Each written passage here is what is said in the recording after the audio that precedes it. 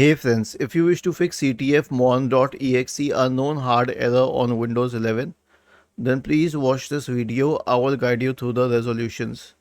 The first solution is to check for malware. And how would you do that? Search for MRT in the Windows search bar and open MRT.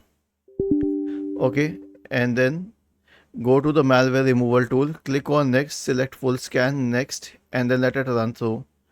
The next solution is SFC scan. Search for command prompt in the Windows search bar and click on Run as Administrator.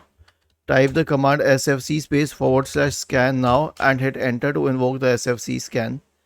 The next solution is System Restore. Search for recovery in the Windows search bar and open recovery. Click on Open System Restore, click on Next. Choose a good restore point, click on Next, Finish, and then finally click on Yes.